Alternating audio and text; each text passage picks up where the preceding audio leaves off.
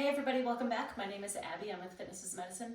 Today we're going to do a nice, great full body workout that you can do in your home with minimal equipment, minimal space, and easy to follow directions, and a sweet little golden retriever to boot. All right, come into these workouts to warmed up and ready to move. 5 to 10 minutes of a cardio workout just to get your heart rate up a little bit, get your muscles and joints warmed up and ready for movement, and your mindset ready for movement. Okay, today we're going to need a heavier band or tube set up about waist or chest height. We're going to need a chair, a ball if you have one, and then just a smaller ball or pillow or something. And that is it. So let's get started. We're going to start with a row today. So I'm going to have you face that source of your tube that's about hip height or so. Shoulders down and back to start. A good athletic stance. Bend your knees, bend your hips, get those quads and glutes engaged and your tummy engaged. And now pull back. We're going to pull back and squeeze those shoulder blades. Now control that band both directions. You're working on your back. You're working on your biceps here. Getting good stabilization through the rest of your body so you're actively engaged. Really squeeze those shoulder blades like you're squeezing a pencil between those shoulder blades. 2 more. 9 and 10. All right, good. Okay, you may have guessed it, but we're going to do some sit to stands. The reason I love sit to stands is because it's sort of the perfect squat. It forces you into good form. Now we're going to stand up and sit down. Control it both ways. Try not to plop. Now if you want to, you can hang on to a weight. You can hang on to a dumbbell, a weighted ball, anything really. You can hang on to a weight plate. Or you can just do it like this. If you need to use your hands, that's okay.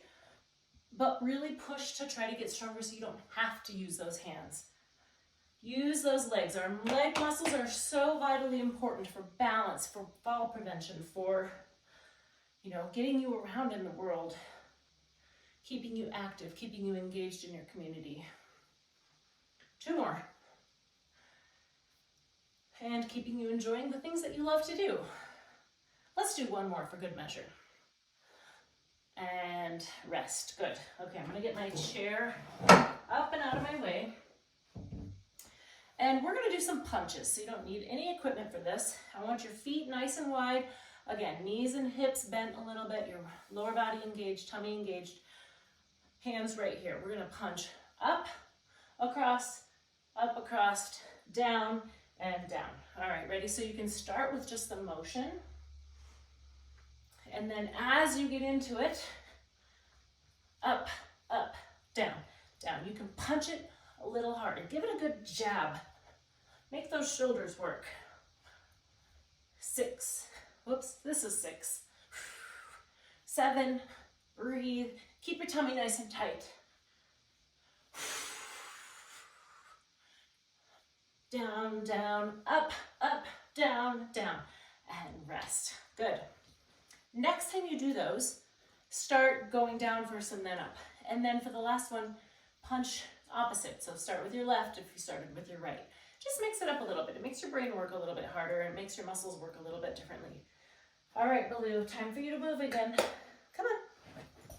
I'm going to do bridges with the ball with a little hamstring curl. Now, if you don't have a ball, you can just do bridges with your feet on the ground. You got to come over here. Come over here. Come over here. No, you got to get out of the way. Oof. Okay, there you go. Now, so the closer you have the ball to your knees, the easier this is. The further out, the harder it is. So you can start with it easy and then easily move it out a little bit if you need to. So what I'm going to have you do is come up into a bridge, hamstring curl, back out, and down. So coming down in between is important, so it gives your hamstrings a little bit of a break. Out and down, up, in, out, and down. Good job, keep moving. Now, if you find that hamstring curl is just too much, come up into the bridge and then come back down. You don't have to do the hamstring curl part.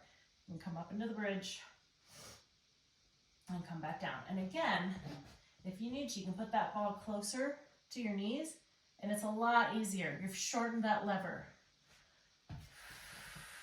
Up, in, out, and down. Let's do one more. Up, in, out, and down. All right. Now, if you happen to get a hamstring cramp during that, stop and pull it up. Straighten it out right there. There's no need to try to work through a cramp. And you really can't anyway. Your body really doesn't want to do that. Okay, so now we're going to stand up. Oh no, we're not standing up. We're staying right here. I've got my smaller ball.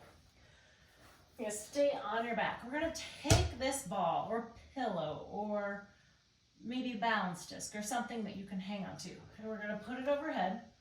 You're gonna bring your knees and your hands together and you're gonna put it in your knees and you're gonna bring them back apart. Now, let's think about keeping your back flat here. So right here, my back is nice and flat. I wanna maintain that. Together, apart. You're just switching where the ball goes, but your arms and knees are doing the same thing each time. Isn't this hysterical that Baloo watches my hands? Either way, you're so funny. Keep breathing. Now, the closer you keep your knees in, or the closer you keep your feet in, the easier this is. If you want to, you can straighten those knees just a little bit.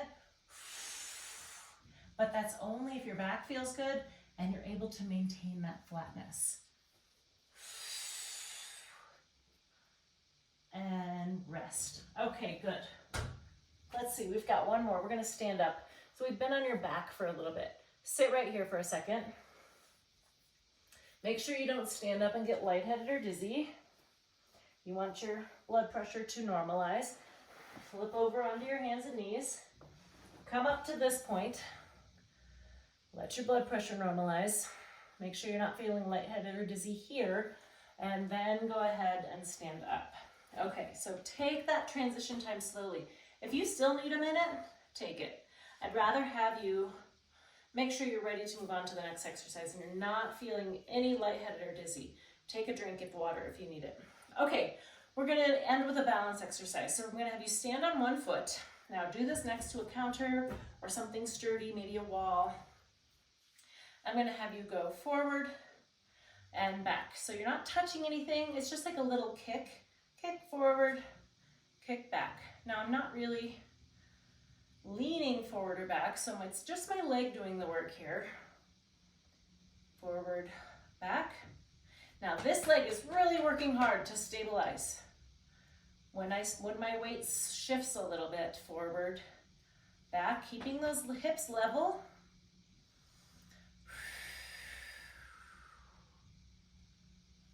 Let's switch sides. So this is a really challenging exercise for that standing leg. Think about using all of your toes and all surfaces of your feet. Use all of it. And if you think about that, sometimes that can help you with your balance so you don't end up on the side of your foot. Also, think about keeping your core nice and tight. And then you can also focus on a point in the distance. So, if you're finding a spot of whatever it is, you're staring at a weight, you're staring at a ball, you're staring right at a little speck in the paint or whatever. Keeping those hips nice and level, tummy nice and tight. Keep breathing forward, back, and rest. Okay. Great work. All right, go through all of these exercises 1 or 2 more times. Add a little cardio in between. Get that heart rate up. Work on that cardiovascular system too. Follow with a good cool down and stretch. If you have any questions or need any modifications, please feel free to reach out. Either leave a message in the comments or reach out to me privately. Otherwise, have a great workout and we'll see you next time. Thank you, everybody.